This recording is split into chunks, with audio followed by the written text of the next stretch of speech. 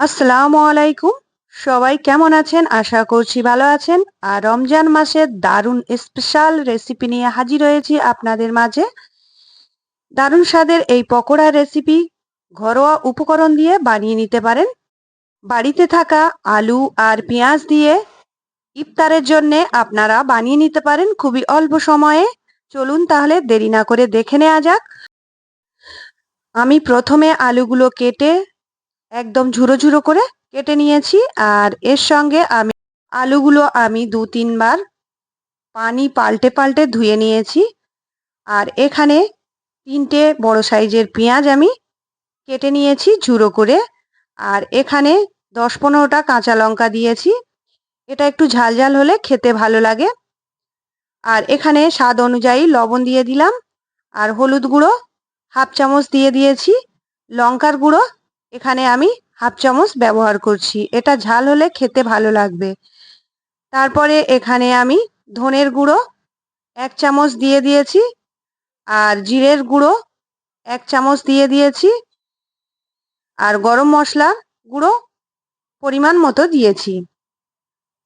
আর এখানে আমি এটা ক্রিস্পি বানানোর জন্য আমি কিছু চালের গুঁড়ো এখানে ব্যবহার করছি।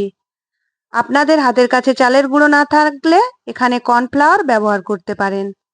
চালের গুঁড়োটা দেওয়ার ফলে এটা খুবই ক্রিস্পি হবে আর খেতে ভীষণ ভালো লাগবে।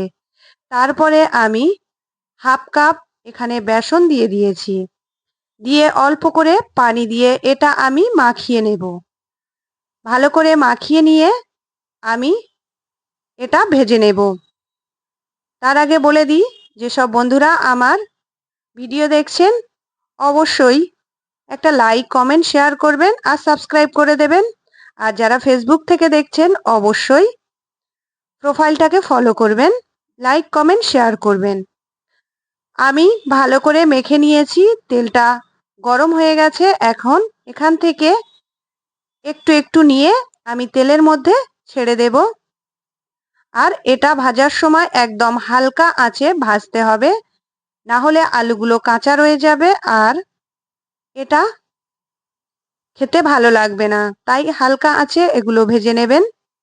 ভীষণ ভালো লাগে খেতে, খুবই মুচমুচে আর খেতে ভীষণ টেস্টি হয়।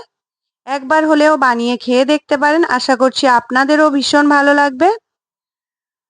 আর এখন আমি সবগুলো দিয়ে এই রকমভাবে হালকা আঁচে আমি একটা সাইড ভেজে নিয়েছি, অপর সাইডও উল্টে দিয়েছি। এখন ভালো করে এটা আমি হালকা আঁচে ভেজে নেব।